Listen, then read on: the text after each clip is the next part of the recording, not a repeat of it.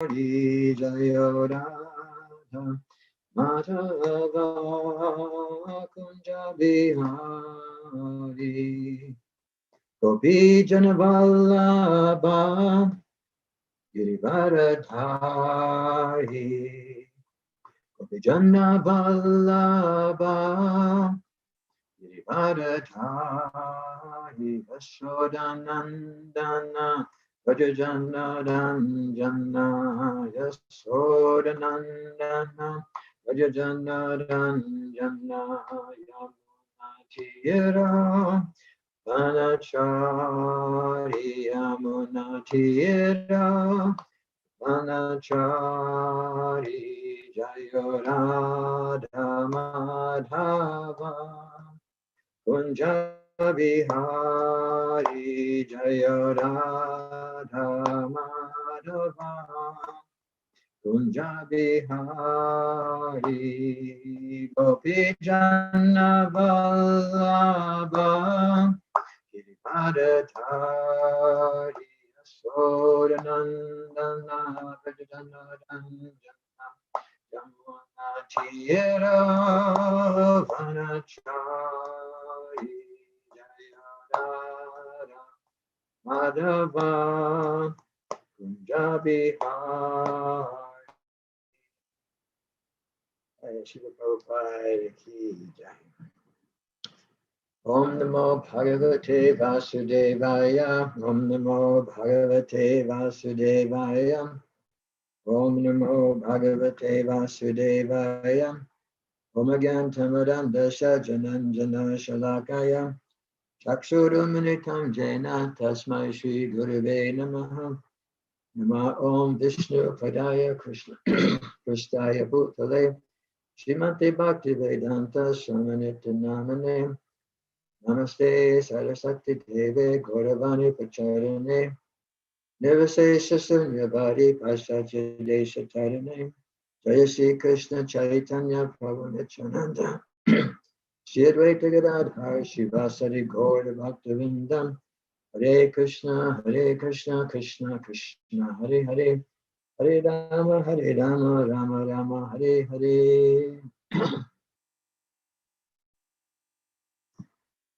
Okay, gallery view. I like to see the gallery, not just a big picture of myself on the screen. It's like kind of weird when you just see the big picture of yourself. So I was asked to speak on verse 48, chapter 2. Is that still this correct verse? Okay. And welcome to Cyberland, cyber classes. I don't get as much jet lag in doing it this way. That's definitely one positive aspect of Zoom classes. And again, for those who were just, how do you say, just tuned in, I guess is a way to say it. If you can turn your cameras on, it's always appreciated. If it's not convenient for you, that's okay too. So, text 48, Gita, the contents of the Gita summary. Yogastha kuda karmani sangam chaktva dhananjaya sidya sidyo samo bhutva sammatvam yoga uchate. Perform your duties equipoised, O Arjuna, abandoning all attachment to success or failure. Such equanimity is called yoga. If I was in a public forum, in person, personal class right now, where everybody was sitting in a room together, I would ask everyone to raise their hand if they can abandon all attachment to success and failure in every one of their activities. In other words, like, this is really, I mean, we may just glance over these verses sometimes, we may just read through them, but to abandon attachment to success and failure. Everyone wants to be successful, nobody wants to fail, and to become detached from that. In other words, And then in Krishna says, such equanimity, is it equanimity? Equanimity? I think it's equanimity. Such equanimity is called yoga, or connecting to the Supreme. In other words, if one is able to do this. So how would this be possible? This is the question we should ask ourselves. Just like sometimes we can say that, I remember one of my friends, I think you all know him, Brahma Tirtha. So we can, it's like in the Gita, it says that I'm the taste of water. So we can understand, we drink water, we can say, okay, that's the taste of Krishna, but how Krishna is the taste of water? This is something I brought up one time in our Tuesday class, or maybe even here. Now, how we can do that? So the idea is, how can we get to the point where we can be detached? We put in it, just like the previous verses, we have the right to, or it says you, but we have the right to perform our prescribed duties, but we're not entitled to the fruits of action. In other words, you have a right to you have the right to go to work, but you don't really have the right to the paycheck. It's kind of, it's in one sense, it's kind of, that belongs to Krishna. Never consider yourself the cause of the results of your activities, and never be attached to not doing your duty. I mean, these things are really concise instructions for us to never be attached to not doing your duty. In other words, I get sometimes people say that what was it say? What's the word? It starts with a C.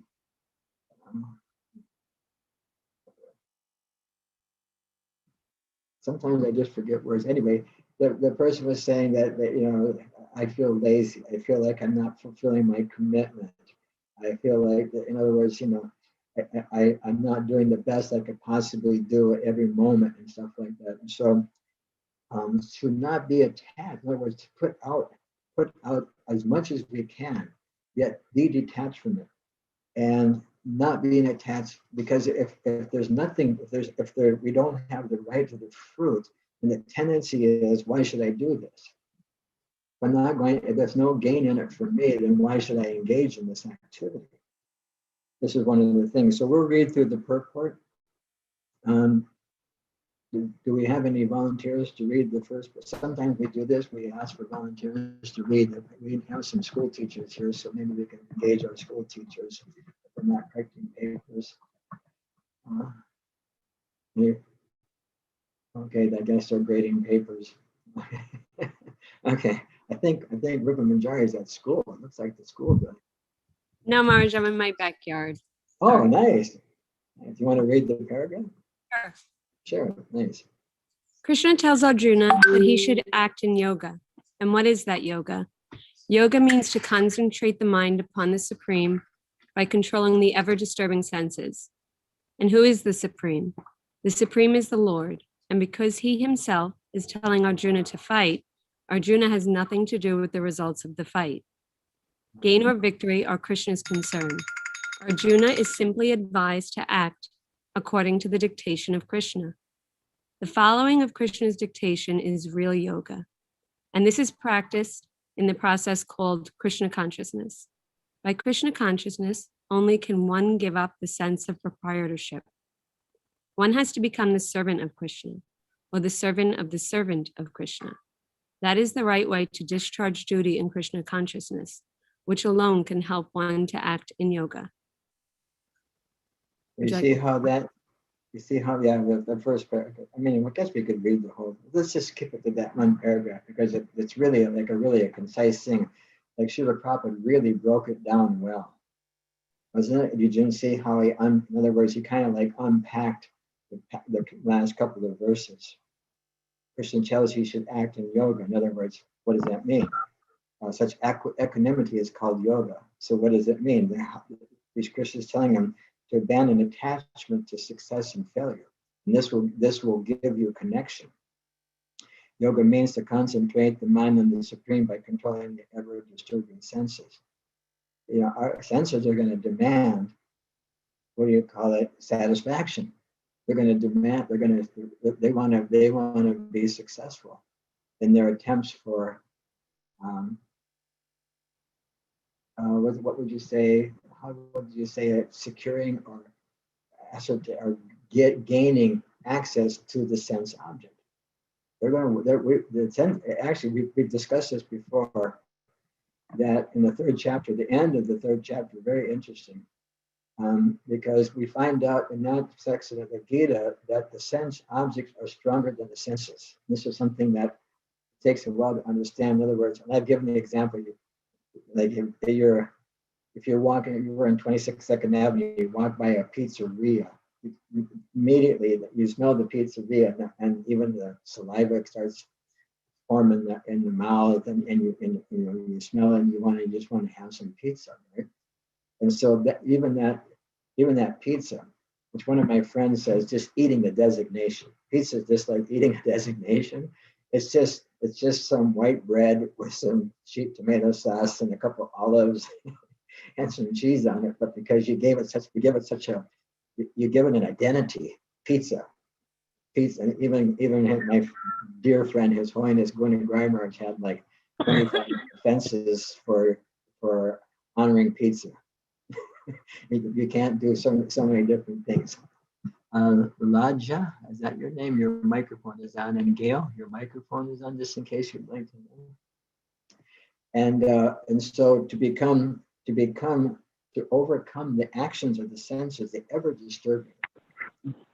Anyone ever experienced the ever disturbing senses? I mean, it's just like, and there's a nice verse where Prabhupada said that the senses are like venomous serpents. They're like venomous serpents, and just everyone knows like a serpent is always ready to attack. The serpent's always ready to attack. Any little motion near the serpent, they'll just jump on the thing. And so the same way, our senses are acute like that. They're very, very acute like that. And so I've experienced this, so I'm going to do this thing where, what do they call that, projection, or whatever. I think everyone else must be that same way also. It's just like if you hear something, immediately you just want to see what was. You just like you want to see what it is, or if you see something, what's really happening, and you just kind of like the senses are so acute and so ready to engage. All we have to do is just retrain them to engage in Krishna, which is not the easiest thing in the world. I mean, it's not like, okay, I'm going to do that for Krishna. Well, let's see if we can actually do it. We may, and it all begins with desire. This is one of the things that's brought out in the Gita that and in the Bhagavatam, that desire, thinking, feeling, willing. These things are the seeds for these things to fructify and to manifest. And so anyway, I got kind of carried away there. I just wanted to highlight how it's broken down. So Krishna tells Arjuna to act in yoga. What is yoga? Yoga is concentrating the mind and controlling the senses. And who is the Supreme? The Supreme is Krishna. And he's telling Arjuna to fight, and Arjuna therefore had nothing to do with the fight. It's just like Prabhupada gives the analogy, whether you're pro or if you're for aggression or not against aggression, but like a soldier, if he's on the battlefield, he's told to kill, and he's not held. If he kills someone, he's not accountable because he's acting on behalf of a greater entity. But the same soldier, if he comes back, and unfortunately this happens sometimes, where they may take a life of someone, then they're held responsible for that because it's not under a higher order. And so any of our activities, if you're engaged for the satisfaction of Krishna, and we can't just say, I'm doing this for Krishna and rob a bank. We can't say, I'm doing this for Krishna and go 90 miles an hour in the school zone. And because I have to get to do the offering, therefore it's okay for me to go 90 miles an hour in the school zone. It has to be done for Krishna, and it also has to be sanctioned.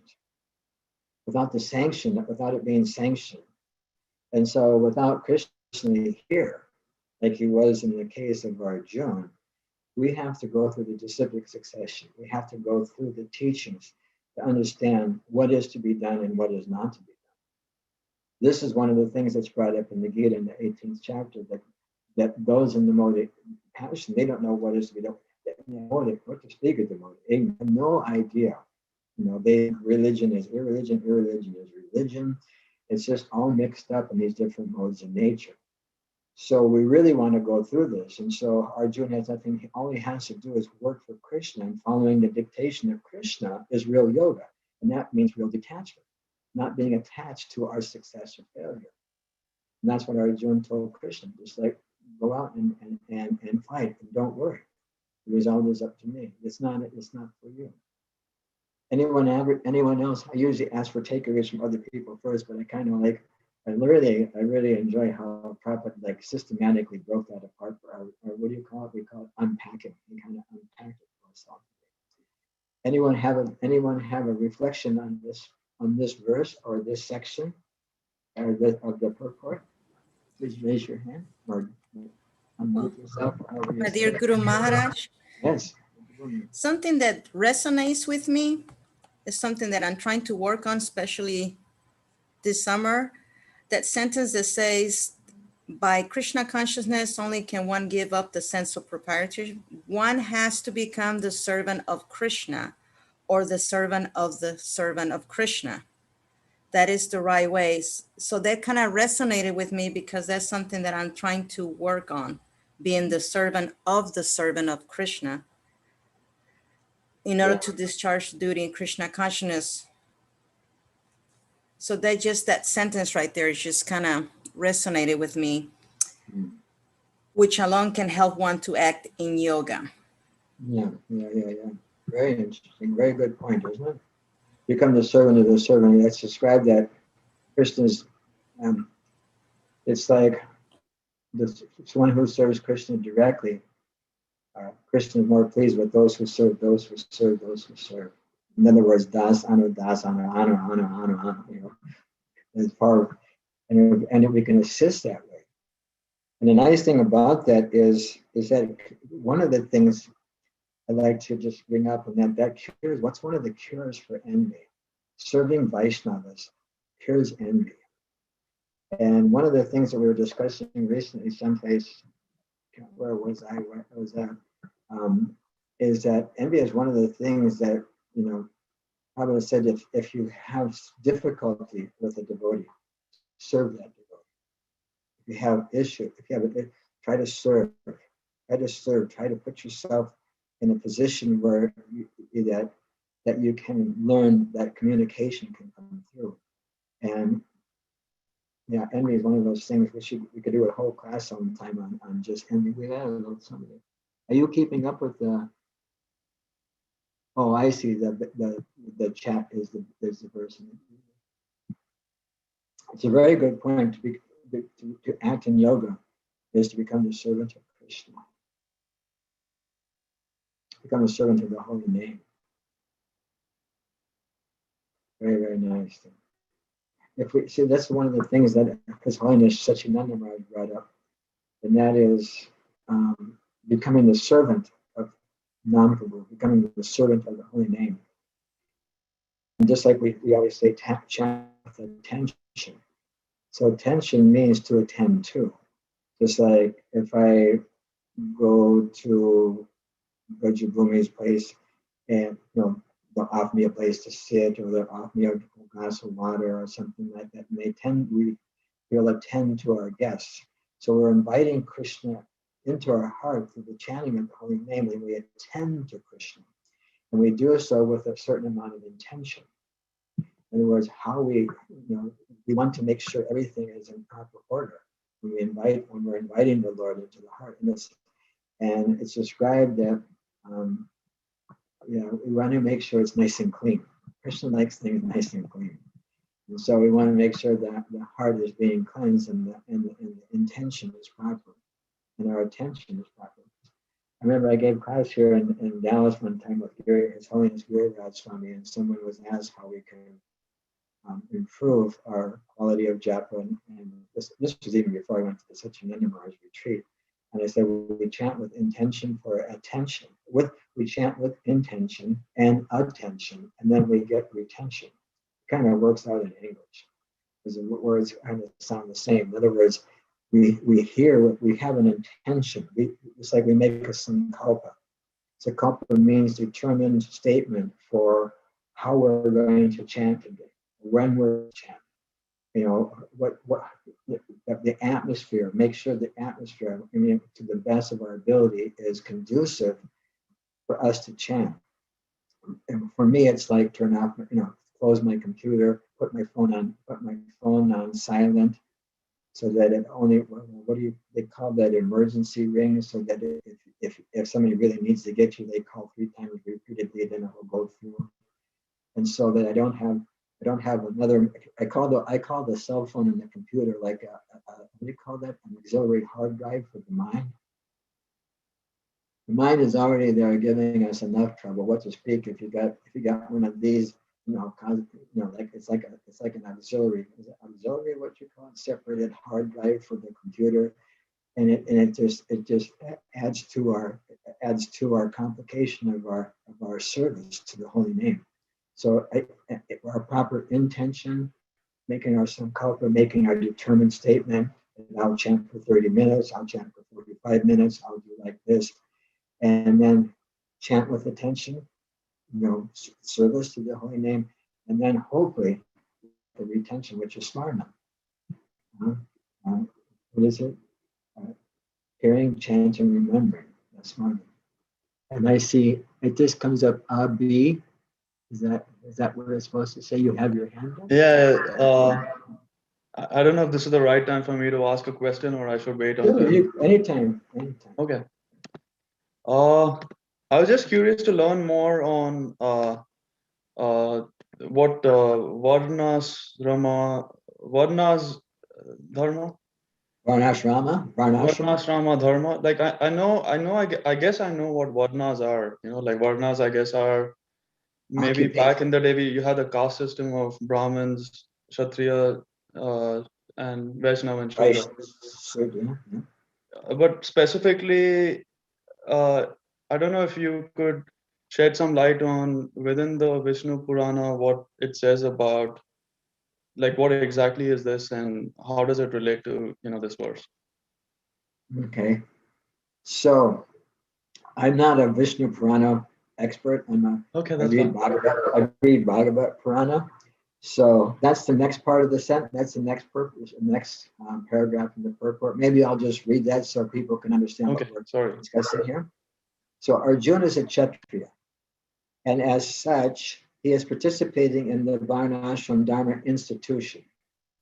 It is said in the Vishnu Purana that the Varnashram Dharma, the whole aim is to satisfy Krishna or Vishnu.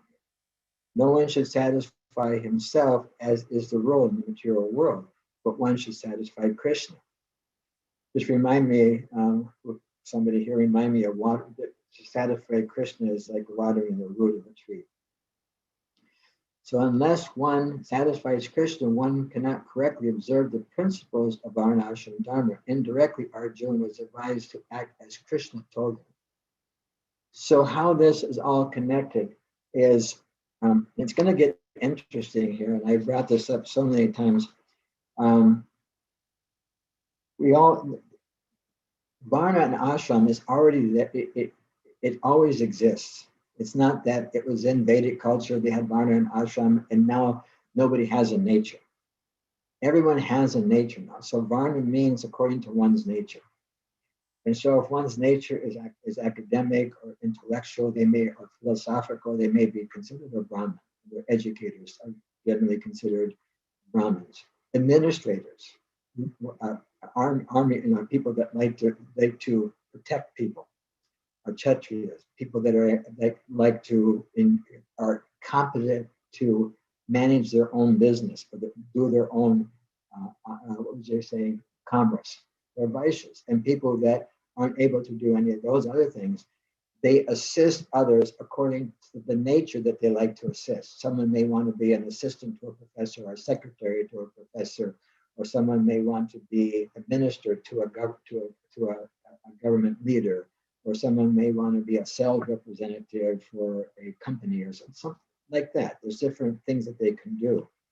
So Arjuna is a Kshatriya. So how does it all fit in?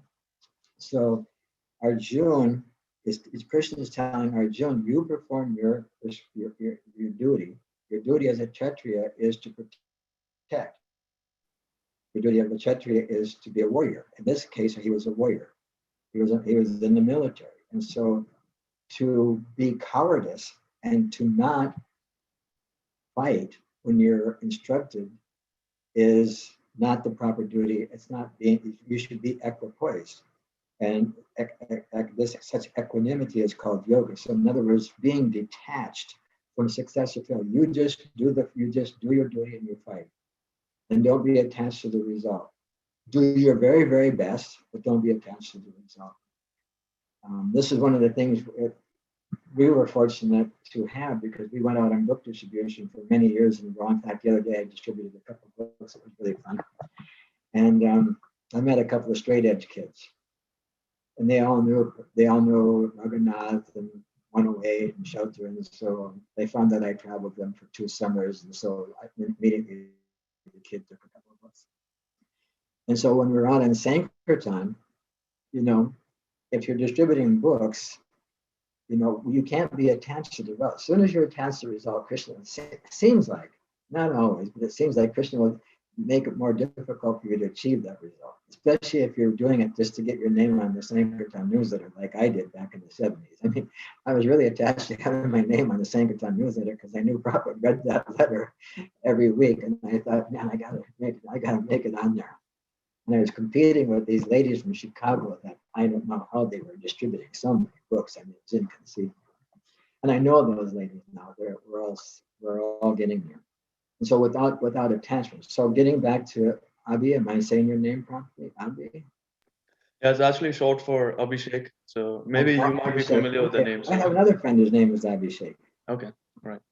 Okay, so the idea is that in the Varnashram system, the whole aim is to satisfy Vishnu. So there's a nice verse in the first canto of the Bhagavatam that explains that even if one follows Varnashram perfectly, in fact, I think there's somebody on here that we talked about. No, I think they're on.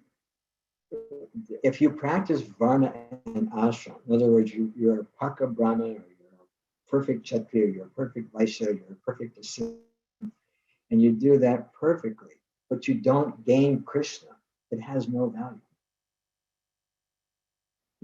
Doing the incense this way, this many times that way, this thing like this thing like that, folding your dhoti and putting your Brahman thread around your ear, a certain number of loops, and whatever all the rules and regulations are for like say archa, for worship of the deity or whatever, but you don't gain Krishna, you just get caught up in the rules.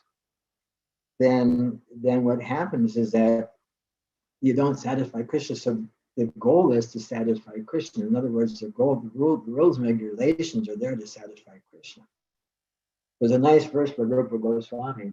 What is it? Achihara Parashacha Prajapo Niyamagraha. Achihara, over endeavoring for mundane things which are difficult to get. But the thing is, the word is Niyamagraha. Niyamagraha, it's Niyamagraha or Niyamagraha. So one way with the long A or one way with the short A, one means following the rules and the regulations simply for following the rules, for the sake of following the rules and regulations. That's the only reason you're doing it. You're just following the rules and regulations only for the sake of following the rules and regulations. Another way is to not follow any rules and regulations and to act whimsically. Just throw all the regular. In other words, don't do anything according to the to-do list, according to Vedic culture. And so what one needs to be centered in spiritual life. So Varna is our occupation. So there's several verses in the Gita that Krishna says twice. And one of them is, it's better to perform your own duty even imperfectly than another's duty perfectly. Because when one is engaged in their own duty, according to their nature, and they're doing that duty in conjunction to Krishna. They're not responsible for the sinful reactions. But if you do another person's, and we can be implicated. So the whole thing is to satisfy Krishna. So now I'm just trying to get to the point where there is a question, and that is Varna. How is it connected? Because Krishna is telling Arjuna, this is your Varna. And in the next verse is that a man engaged in devotional service, in other words, taking it to the next level, rids himself of reactions in this lifetime, so strive for yoga. And it just goes on and on and on. And then it comes to the point, because Arjuna has already been told that, see, this is connected. I just want to go one little step. It's connected to a few verses before, because Krishna tells Arjuna, you're not the body, you're not the body, you're not the body, you're not the body, you're not the body, you're not the body, you're not the body. And all of a sudden he just says, you're a Kshatriya. That's a bodily designation. And if you don't fight, people are going to think you're a coward. And there's nothing worse to be insulted like that is to be called a coward. You know, the one who's been honored, dishonor is worse than death. The one who has been honored, dishonor is worse than death. So Krishna says, not the body, not the body, not, and all of a sudden he says, you're a Kshatriya. Now he's telling him how to be a Kshatriya in connection to karma yoga, and which leads into bhakti yoga.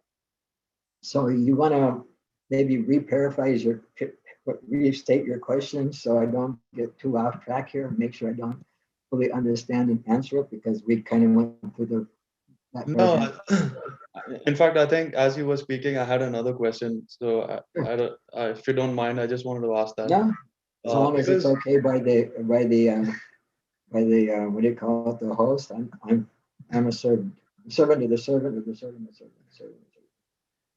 Well, no, I guess my question is because I think Varnas are pretty controversial in India, especially in our history, and yes, in the sense that it was used to divide people based on different castes. So I guess what I want to understand is the concept of Varna, is it fluid in the course of someone's lifetime? For example, I was born a Brahmin, but if I maybe joined the army, for example, would I then be a Kshatriya just in that phase of being a soldier, even though I was a Brahmin, but now I'm a Kshatriya? So do Varnas change over the course of someone's life, or? it can, but the point that, see, you're born a Brahmin. Yeah. But Chatra, the verse is, and it's in the 4th chapter. Chatra Vanya Mayashrastam Guna Karma Vivagasha. It doesn't say Janma Karma. Doesn't say birth. It says Guna, one's nature and one's activities.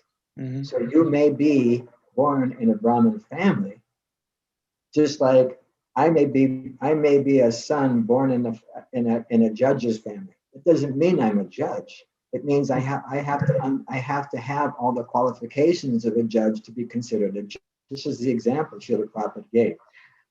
I saw you go like that when I said, if you're born in a judge's family, you're not a judge. And I think you might have had just a mini there. And so to be born in a Brahmin family without the guna, without the nature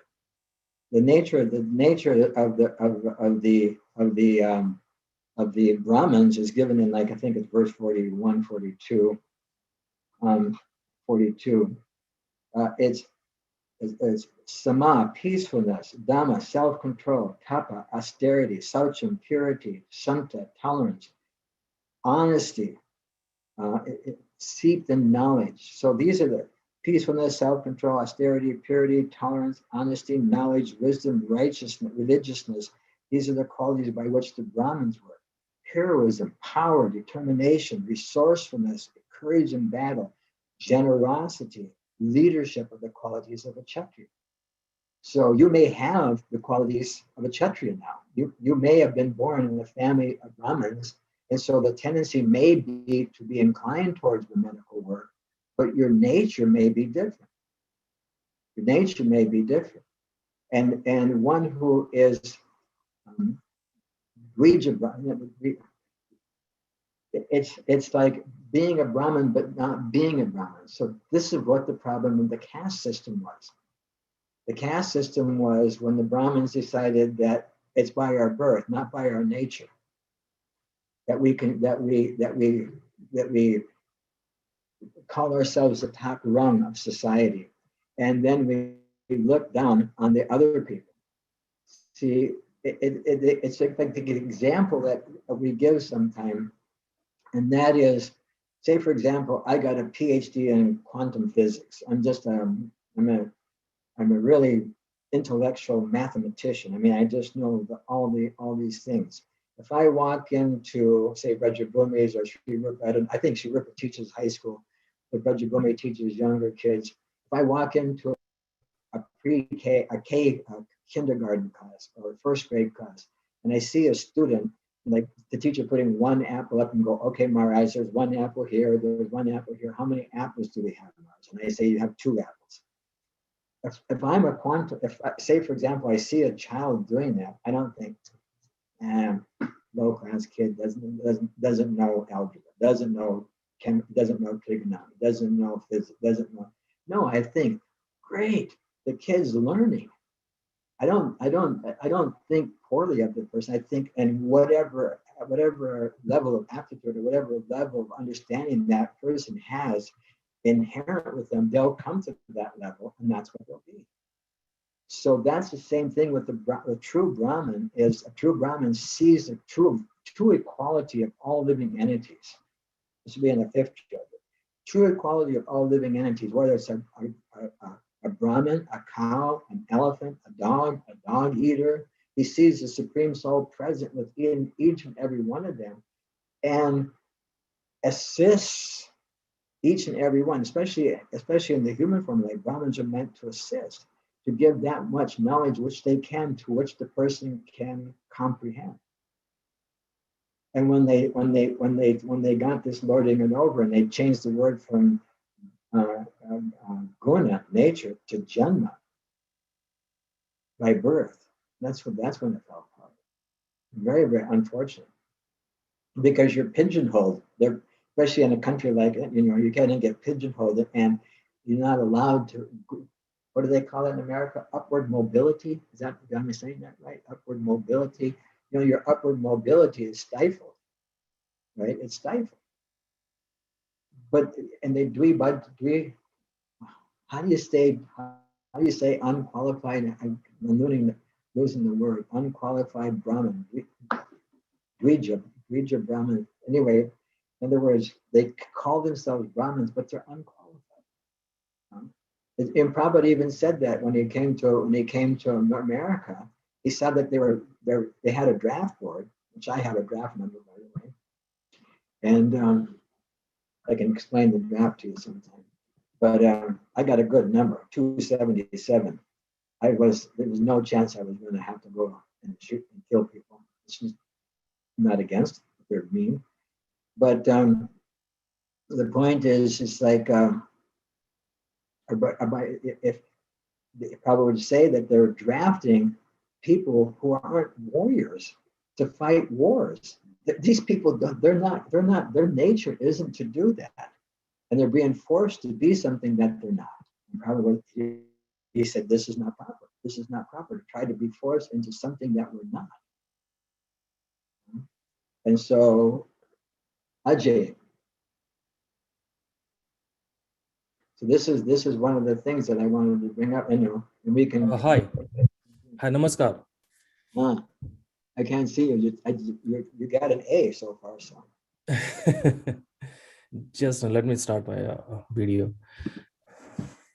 Okay, can you see me now? Good. Yes. Yes. Getting darshan. Namaskar. Yeah. I think the core question here is, how does one know what their duty is? Oh, how do you know what your duty is? Correct. To serve Krishna. But and you may ask, what is your nature? Yes. Everyone's duty is to serve Krishna. Okay. According to one's occupation, just like when we we read that the qualifications of the Brahmins and the Kshatriyas and the Vaishyas and the Sudras there. And after that, Krishna tells Arjuna that worship of the Lord, who is the source of all beings, a man can obtain perfection by performing his own work. So whatever work we're assigned, whatever our nature is, it's our duty to do that for Krishna. And whether one's a Brahmin, a Kshatriya, a Vaishya, or a Shudra, an assistant, they have the same accessibility to going back to Godhead. It's not that only Brahmins go back to Godhead, or not that only Kshatriyas go back to Godhead. Anyone and everyone can go back to Godhead if they do that. Actually, my question is even before that. If you're born somewhere, right, it's not up to you. It's like where you're born. So you occupy that body, and now, since you're born in Brahmin family, you think that you are supposed to be a Brahmin. But now, just like Abhi, I am also a Brahmin, but I do different kinds of work. So how can a label define you first? And then how do you really know what your duty is or what your nature is? Then how do you know, are you on the right path? All these conflicts we have as humans, that am I doing what I'm supposed to be doing? We can discuss that. Because I have this actually problem with this this sentence that Arjuna is a Kshatriya. How does Arjuna know that he's a Kshatriya? That's the core question. Who told him that? Was he born a Kshatriya, or is he into a battlefield right now and that's why he's a Kshatriya? No, by nature. Okay. By nature. I know what my nature is. I'm actually an assistant by nature. I assist other people. I'm not, although, have you ever heard of the Peter principle? I'm asking you, Ajay. I'm sorry, what was that? I'm sorry, I didn't get that. Have you ever heard of the Peter principle? No, I haven't. Peter principle is, say you're working in some place and you do really well at job A or job A. So then they think, oh, this guy's good. Let's put him in position B, which is step above. Does really good. They put him in position C. Does really good. Pretty soon they keep upping him till they comes to the point where he's not good at that job because it's above his ability. And now that's called the Peter principle. You get to the point where you advance to the point where you're not able to function in your service. Okay. And that's called the Peter principle. I guess the guy's name must have been Peter that ended up getting into an area where he was above his pay grade. He's above his pay grade. So, I was asked to take sannyas. I was asked to be even though my nature is a little bit that way, but I'm basically an assistant, and I do better assisting leaderships, and that's basically what I do. I know my nature, and I think most people, if they're honest, can understand what their nature is, what our tendencies are. And even like when I was in education, I was an educator for a while in ISKCON, and there's a test that the kids, do they still call it proclivities test? And the kids take a test, or they go to, when they're in high school, we used to call it proclivities test, and you can't fail it. What you do is you go there, you take this test, and what it does is it kind of tells you what your nature is, and then it gives you a list of the occupational matches to that. Just like I had one of my students, he ended up being valedictorian of the senior class. I had him when he was in middle school, and then he went to public school, and he was valedictorian of the senior class, and he took that proclivities test, and they said that you should be that one of the best matches for you is to be in the medical service. And so he had an uncle or something that said, please don't be a doctor, it's just too much, there's too much to be a doctor. So he became a dentist, and it worked out really, really well. And so there is a particular nature we have, and we do that. And But the duty is for Krishna. Unless it's done for Krishna, unless Jat Karoshi, Jadasnasi, Jat Dahosi, Dadati, whatever we do, whatever we give away, whatever austerity perform, whatever we eat, everything like that is meant to be an offering to Krishna. And that versus the Karma Yoga, which we take our nature and we engage in the service of Krishna. And as we become purified, then we can even do that which is above our, we can do what Krishna wants, not necessarily our nature. We can actually do something that if Krishna wants it, just like Arjuna didn't want to follow his duty. As a Kshatriya, it was his duty to fight by his nature. But he thought, I don't want to fight my cousins. But because he overcame that, due to the instructions of Krishna, he was able to follow his duty properly and do it for Krishna.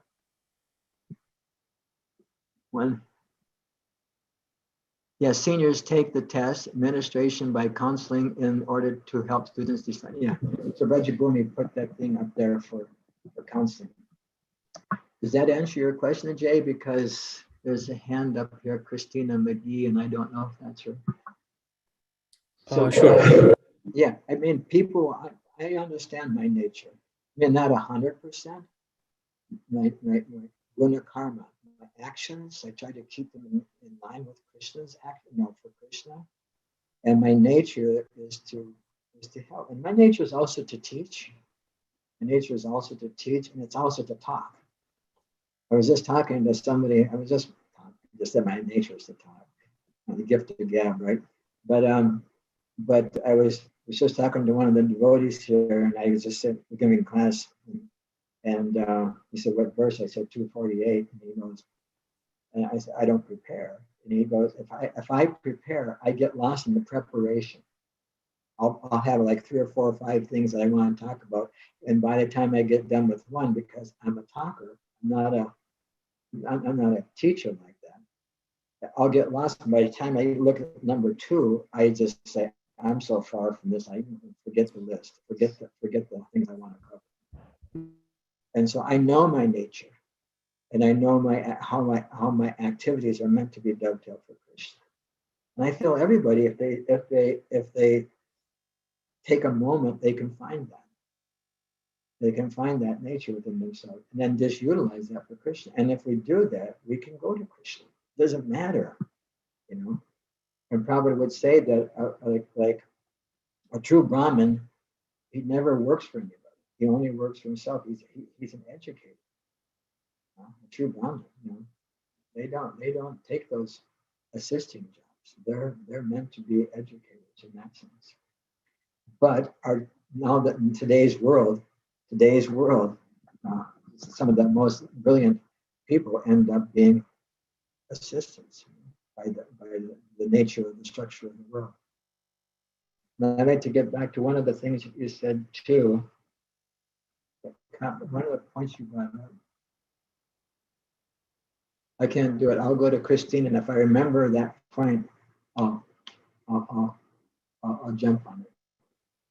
Christina McGee, do you have your hand? I will put on.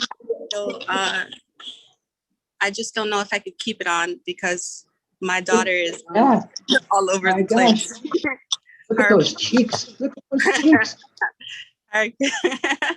Hare Krishna Maharaj, thank you for being here. Nice to see you again. I like the topic for today because I was just thinking about, the fruits of labor and how I can stop wanting certain outcomes or being sad when I don't get the outcomes I want.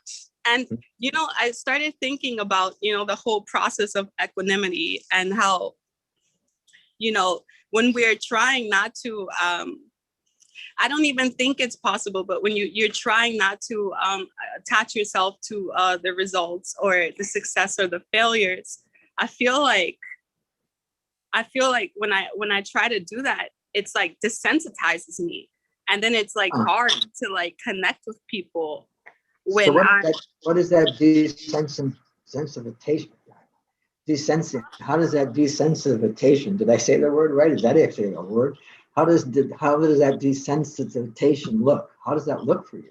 Well, I feel you start to look a little impersonal to people around you when you're like kind of like aloof. You know what I mean? Like, I know it's a natural process, but I feel like in the sake of being here on the 3D world, in the material universe, I feel like we're also here to connect with people, and we have to meet people where they are, right? And not everyone is there. So how does one like navigate trying? Yeah, I got it. Yeah.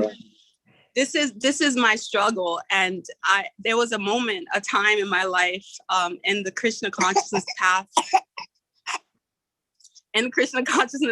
when I felt a little bit aloof from the world around me, and this is very hard when you feel like you're talking about Dharma right now, when you feel like it's your path to help others and to be that bridge. You know, it's like how does one practice the yoga of equanimity and also stay relevant? See you, AJ.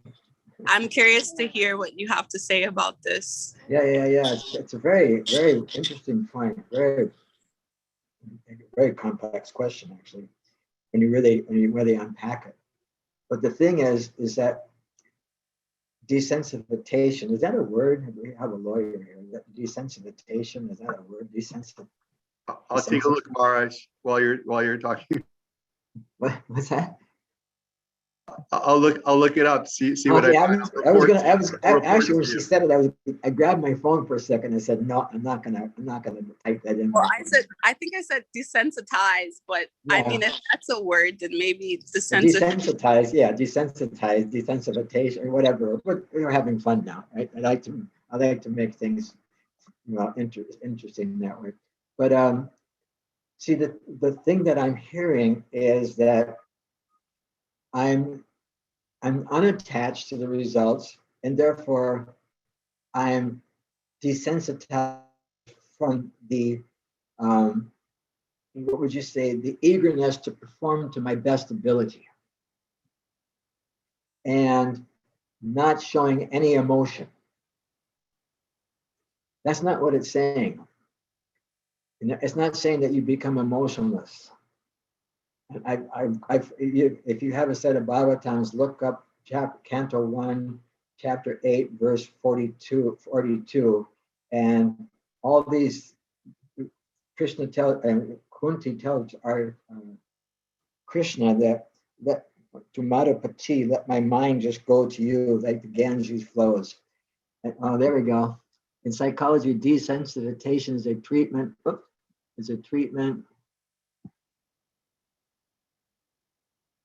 Diminish emotional responses to a negative, that's positive stimulus to repeat exposure to. Okay, thank you. So the natural, let me just look that verse up, because I've used this verse. I probably used it with this group already before, because it's one of my favorite verses.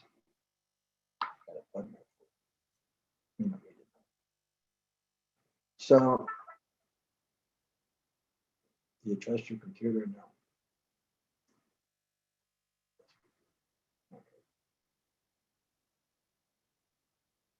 So we'll just go this real. Just take me 1 second to get there on my phone.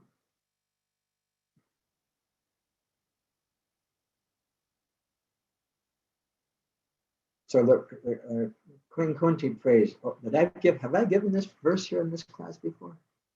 I don't know. Lord, which verse, Marge? I'll read it. O Lord of Madhu, as the Ganges, this is Queen Kunti praying to Krishna.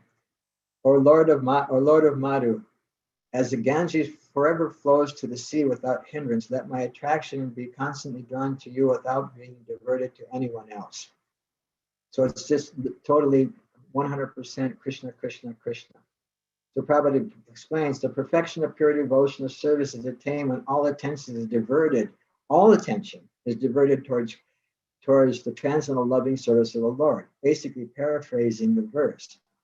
Then Prabhupada really opens this up. He unpacks it in such a way that I think that in the 70s, we would have gave a class on the verse and the first sentence, and we would have skipped the rest of the purport because that was the way the 70s was.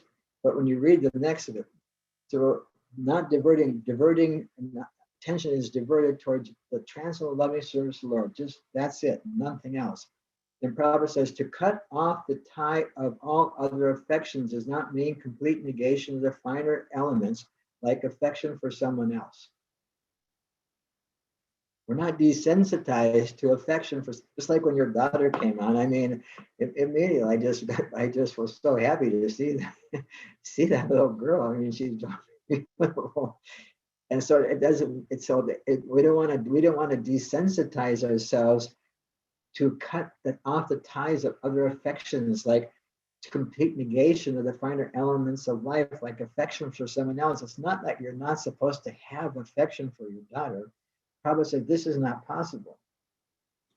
A living being, whoever he may be, must have this feeling of affection for others because this is the symptom of life. This is the symptom of the soul, is to have affection for other people. The symptoms of life, such as desire, anger, hankerings, feelings of attraction, etc., cannot be annihilated. Only the objective has to be changed. In other words, the objective has to be changed to Krishna. And when it's connected to Krishna, just like you have that beautiful, you said it was a daughter, so you have your beautiful daughter, and if you really, really love that girl, then you want to give that girl the very, very, very, very best you can possibly give it. And what is better than Krishna? There's nothing better than Krishna. And so showing your love to that girl is giving that girl as much Krishna as you can possibly give in this lifetime. You should do it and offer your food to Krishna, have Krishna around the house. You know, there's so many nice little Krishna things, you know, Sweet Rice, Halava, they have all these songs about all the different things of Govardhan Puja. And there's so many things to engage them. And so the idea is, you know, to take advantage of it. It doesn't mean that we don't have emotion, but our emotions are, the objective is to satisfy Krishna. Does that help? Is your name Christina? Yeah, thank you so much for that, Maharaj. It definitely helps. I mean, I feel as though you're right, like dovetailing everything to Krishna is true, but in a sense, with the presence of the ego, do we not, like when I read this verse, you know, I was thinking like, you know, like, so if something happens and I fail, that means I don't identify with it. It wasn't me, you know, it's just supposed to happen, you know, keep carrying on, and you keep doing that. And like, does it, do you not seem a little robot, like a little alien? You know what I'm saying? Like, I'm not trying to label or anything. I'm just trying to tell you what how I feel. Like it's hard. I really appreciate your explaining and bringing out the heart. That's good. But when you take a look at the words that you said, and this is like very, very interesting for me anyway. Your second part of your opening, unpackaging the second part of your question, because actually we're acting like robots in a conditioned state. Our conditioned state is robotic because we're not meant to be attached to the result of our activities, and we're being forced. Prakriti kriyamana niguna karma nisa, the bewildered living entity, due to thinks that he's a doer of activities. We think that we're the doer of the activity, but these activities are only being carried out by the modes of material nature.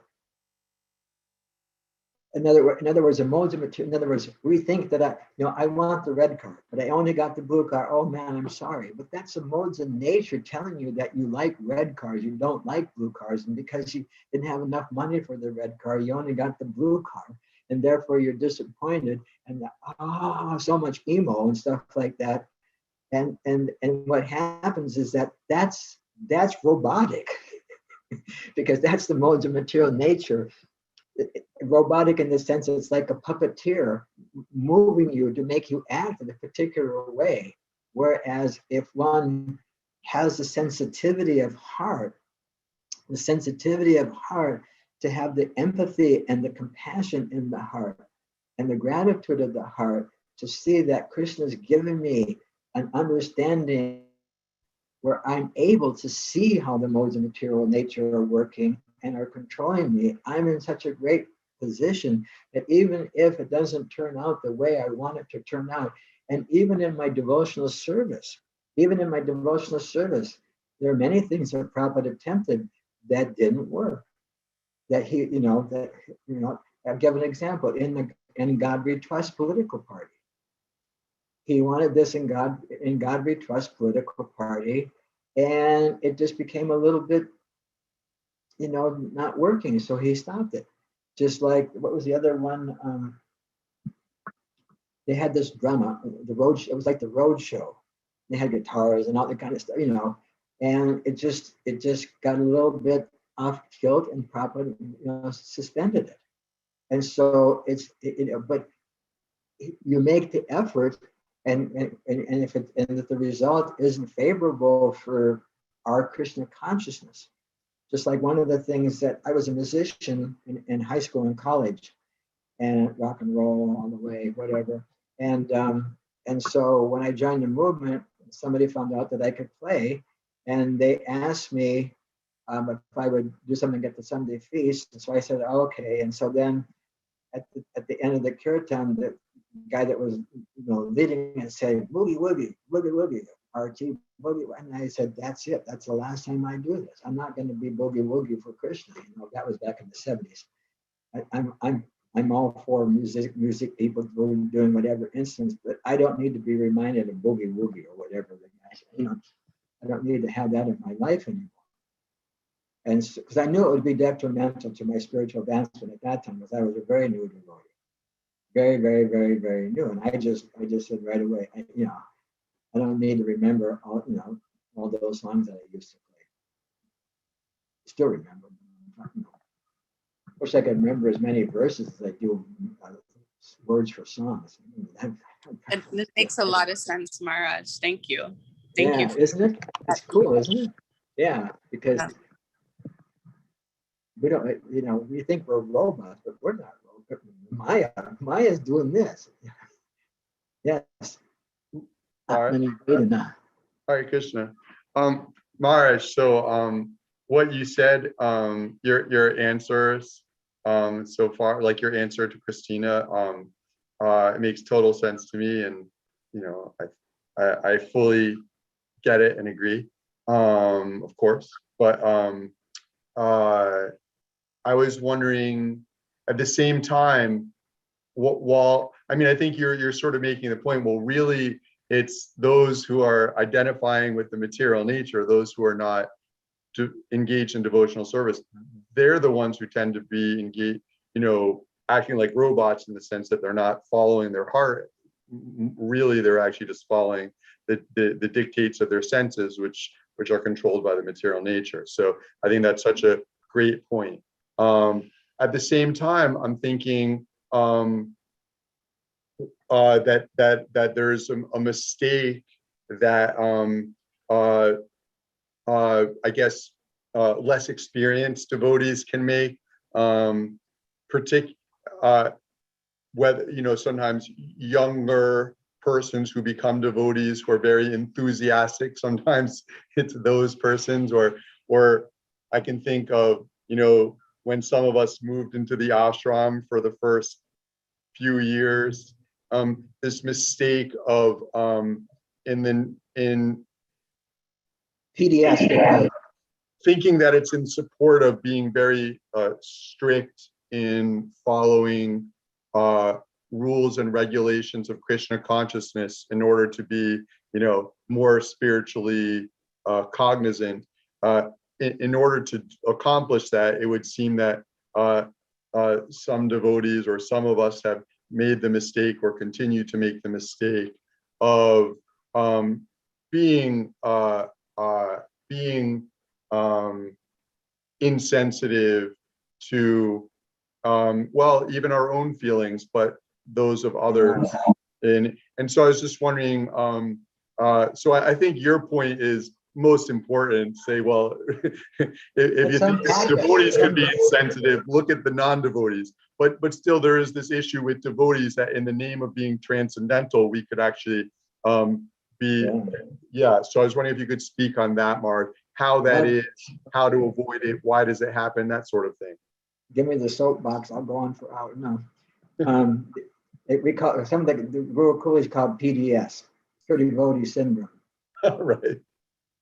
Pure devotee syndrome, and we all had it, right? and so I just finished reading a verse. It was the first Bhagavatam class I ever heard when I was a guest at the overnight guest at the temple in Winnipeg. I don't think Shiva Ram Maharaj gave the class, right? I don't know if you know Shiva Ram Maharaj. He's like so close to me. We're so close and so far away. He's in Hungary and I'm in America. And so I read this verse. I was in the second canto, and that was a verse: "Men who are like hogs." We talk about women getting disrespected in the Bhagavatam. Talk about the men. Here's one for the men: men who are like hogs, dogs, camels, and asses. You know. So I mean, everybody gets the hammer in the scripture. And so Shiva Ram Maharaj gave a class. He probably, I think everyone knows what the hog is, what the dog is, what the camel is, what the ass is. There's a vivid description in the Bhagavatam verse of what these animals are like. And so by the end of the class, I felt like a hog, a dog, a camel, and an ass. I thought I was just a barbarian, right? I thought I was going to hell on a what do you say? Going to hell on a handcart or whatever, right? How do they say that? And so I read that verse and I sent a message to Shiva Ram Maharaj. I said, my obeisance is, I said, I just read the verse that you gave, that I heard you give the first class on. You spoke 30 minutes on each one of the animals, and by the time of the class, I thought I was all for them. I didn't know what to do with my life, you know. And he wrote me back. He said, he wrote me back and he said, I think I scared more people away by that type of preaching back then than I did. At least we got one. He said, at least I got one out of the many to surrender to a certain extent to Krishna consciousness. And so that was, I just wanted to share that little loving exchange that I had with His Holiness Shiva Ram Maharaj, very dear to my heart. And so, but to explain the process, yes, in the beginning we make errors. To err is human. And when anybody begins any new endeavor or any new, course, or even like take an occupation or entering into an educational field or anything, anyone enters in, just like at one point, all of our boys wanted to do karate, so I took them to a dojo, and the guy had to correct them on how to move their foot, like the first 5 weeks, and just how to make their foot move so they don't tip over when they're being attacked and stuff. So you make so many mistakes in the beginning, no matter on the entry level. And so that's to be expected. That's to be expected. And as leaders, we're meant to, it's not what you expect, it's what you inspect. So we expect that what we have to inspect, make sure that the young devotees we don't say young devotees, we'll just say inexperienced people that are, say, representing our movement, which wouldn't be favorable, and having with a compassionate heart. What do they call that? They call that what kind of supportive criticism? What's the word? That's not supportive criticism. Constructive criticism, Marsh. Thank you. I know all these things, but I just forget them. So constructive criticism, in other words, at a proper moment, with the proper environment, you explain to them this. Is it possible that this would be better to do like this? And I always say, be very, very strict with oneself and very liberal with everyone else around us. Be strict within ourselves as far as the principles go, and as far as our sadhana goes, and all those kind of things, and our own, what would you say, necessities to stay focused on Krishna consciousness and Prabhupada's mission, right? We do that, but with others, very, very liberal. Prabhupada was so liberal. You know, in line in the bathroom on 22nd Avenue. Can you imagine? I cry when I think about that. You know, it's like inconceivable how, you know, Prabhupada was so strict, you know, but he was so liberal. And it's just those classic things where Prabhupada said, I'm very liberal. Huh? No illicit sex, no intoxication, no gambling, no meat eating. So when he got to San Francisco, the conservative Swami, I'm not conservative, I'm very liberal. Anyone can come, male, female, black, white, Russian, German. I'm totally liberal. And so we're liberal with everyone, but to the extent that we need to chasten ourselves, I don't say chastise, but chasten ourselves to the service of Srila Prabhupada, so that we don't, I don't want to say the word deviate, but not, I'll do it like this. Prabhupada says, if you can digest 2 chapatis, eat 2 chapatis. If you can only digest 2, don't eat 4. And in the same way, whatever we can digest spiritually, that's what we can take. Don't try to go beyond our capacity. A lot of times we try to go, that's why the Guru Coolies say, Maharaj PDS, Maharaj PDS, you know, when some devotee is telling him, you know, not to touch the plate with, you know, with their whatever, you know, I mean, if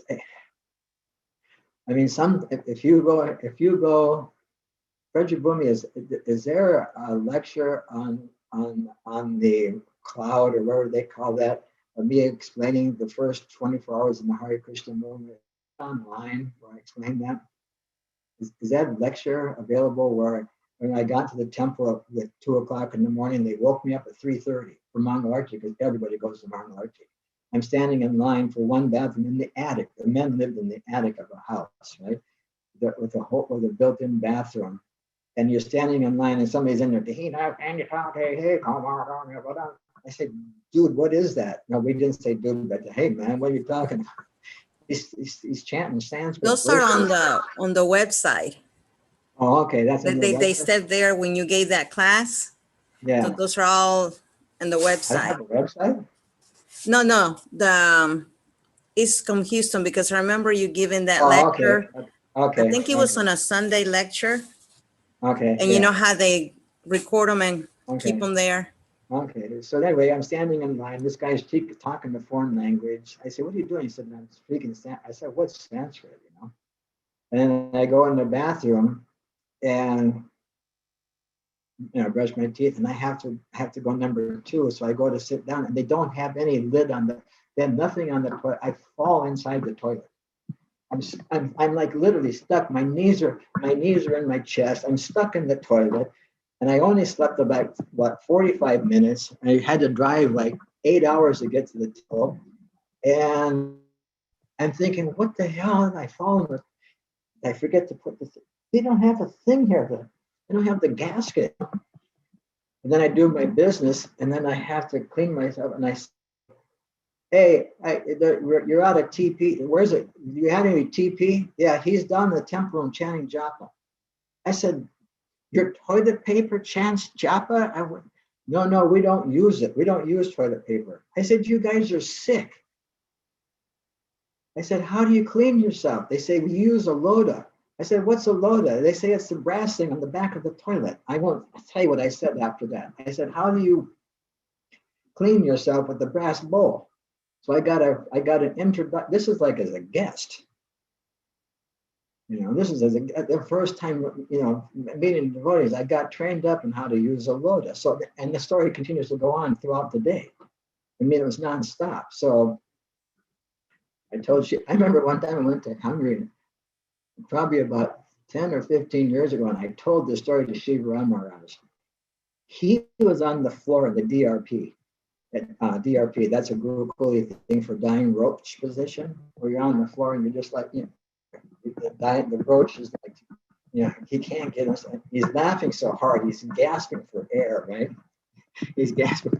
Then he tells me, Mars, he says, go to the temple and give the Sunday feast lecture and just tell that whole story. I want all the devotees to know that story about us in Winnipeg back in the 70s. And so there's a correct way to bring the bhaktas in, and there's the way you bring Rtadhvaja Swami. Somehow or other, I survived it, you know. And so very, very, very fortunate that I got that nice training. Yeah, Maharaj, I remember when we were in the temple, we would in the Boston temple in the early 90s. I remember we would not so infrequently we would get someone new to join the temple, and I remember at one point there was some instruction that only one devotee Yes. will tell him like the little things to do, because I think we were all very fired up, right? And each one of us wanted to tell him, no, you circumambulate Tulsi like this. Okay, now you do this. Oh, but don't do that. Or say you're gonna blow the guy out. Oh, I got it from every single devotee in the temple, except the ladies.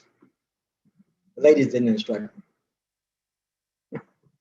When I walked in, what the guy chanting, first they woke me up, want to be a bear? Want to be a bear? You're sleeping. You don't need to have to get up for Mama already. Otherwise you'll be a bear in your next life. And then somebody's chanting Sanskrit, and then somebody tells me the teepee's chanting japa in the temple, and somebody else is telling me brass bowl, and I walk out and they tell me I'm mochi, right? I say, I'm what? Somebody tells me I'm not clean. Somebody tells me I have to take a shower. Somebody else tells me, I said, there's no knob in the hot. Do you have a pliers or a vice grip? We don't use it. Hot water is Maya. My girlfriend's name was Maya. It was Mia, but her dad called her Maya. And I said, Maya's in hot water. What the heck she doing? I just fell in the toilet. What's she doing? I mean, it was like one after the other. And then they made me put on a dhoti. And they had me put on, one guy told me I looked like a slaughterhouse. I'd already been a vegetarian in college. And I go, on slaughterhouse? He said, should have watched it on the Saraswati Prabhupada Thakur said it was not wearing Vaishnava tea. Like he looks like a slaughterhouse. Dude, I don't understand what you're saying. I see Dixon's having some reflections here. He's going back into a previous part of his life. Shedding tears like torrents of rain. Tears are coming out like syringes. Yeah, Maharaj, I was just reflecting on like 10 years ago when I joined. It was something similar. So it's the way when you join and you have the people that you've joined, they're also new and they are very fanatic in the beginning. And sometimes if we don't find, sometimes we act in a way that it is too much, it's overwhelming for some people, and they will just, it's too much for them and they will leave. But I'm happy that you brought this up because I had a unusual sometimes. Yeah, a little unusual sometimes, huh? Yeah. So I was just recollecting those times, and it was just glad I gave you some tears. I guess they're cold tears. What is it? Happy tears are cold or happy tears are warm? But one of them is happy and one of them is warm. Yeah, these were just happy tears. Yeah. Yeah. Well, we made it through the verse, I think. Any other questions or takeaways or reflections?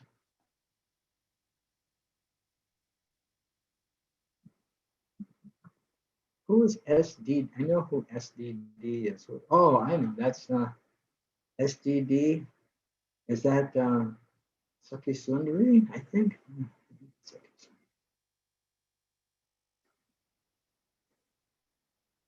Okay. So what do you think? It's 7 o'clock. Okay, Maharaj. Well, this is really Krishna conscious and Krishna conscious fun at that. Entertainment, right? Yeah. I usually don't break that story up, but somehow or another. Inspired. who said Krishna consciousness isn't fun and entertaining? So Maharaj, is it would you like to chant Hare Krishna for a few minutes in kirtan? I think my voice is done for the day. What happens? Okay. I do a WhatsApp message, and I do it every evening. Oh, okay. Even this week, I've been, and so everybody's asking me if I'm sick because the WhatsApp is, and I'm coughing in the middle of it and stuff. So I think if somebody else would like to chant, we could do that, or maybe just pass the buck. Sure, Mark. I don't think it would be good for me because I wouldn't be able to do my message. Yeah, Mars, that's understandable. I wouldn't. I've been talking all day.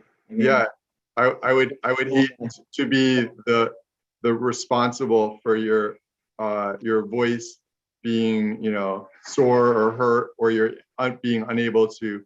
I can't blame you. Krishna consciousness. No, I don't only blame. I could. This is the guy that's responsible. If I don't admit my voice's weakness, and then it's not your fault. It's my fault for not opening up. Thank you for not making me chant. Oh no, Mars, you can do. Yeah, you're Mars. Oh, Mars is Mars. They don't have any problem. They don't have any voice problem. They don't have any leg problem. They don't. Your voice is spiritual, Maharaj. You should chant. Yeah. Okay, so I could chant just for a couple of minutes Hare Krishna mantra, and people can join in every other mantra if you like, although we'll all be muted but me due to the limitations of Zoom, and then we can adjourn. Jaya Shri Krishna Chaitanya Prabhu Nityananda Shri Advaita Gadadhar Shivasadi Gaura Bhakta Vrinda Shri Krishna Chaitanya Prabhu Nityananda Shri Advaita Gadadhar Shivasadi Gaura Bhakta Vrinda. Hare Krishna, Krishna Krishna, Hare Hare, Hare Rama, Rama Rama, Hare Hare, everyone. Hare Krishna, Krishna Krishna, Hare Hare, Hare Rama, Rama Rama, Hare Hare. Hare Krishna, Krishna Krishna, Hare Hare, Hare Rama, Rama Rama, Hare Hare. Hare Krishna, Krishna Krishna, Hare Hare, Hare Rama, Rama Rama, Hare Hare. Hare Krishna, Krishna Krishna, Hare Hare, Hare Rama, Rama Rama, Hare Hare. Hare Krishna, Krishna Krishna, Hare Hare, Hare Rama, Rama Rama, Hare Hare. Hare Krishna, Krishna Krishna, Hare Hare, Hare Rama, Rama Rama, Hare Hare. Hare Krishna, Krishna Krishna, Hare Hare, Hare Rama, Hare Rama, Rama Rama, Hare Hare. Jaya Prabhupada, Jaya Prabhupada, Jaya Prabhupada, Jaya Prabhupada, Jaya Prabhupada, Jaya Prabhupada, Jaya Prabhupada, Jaya Prabhupada. Haribo, Haribo. Haribo Nitagora, Haribo Nitagora, Haribo, Haribo, Haribo Nitagora, Haribo. Haribo, Srila Prabhupada ki jai, Nitai Gaura Premanandi, Rtadhvaja Swami ki. So if people want to join me expressing appreciation for Maharaj, now we can unmute ourselves. His Holiness Rtadhvaja Swami ki jai. Haribo.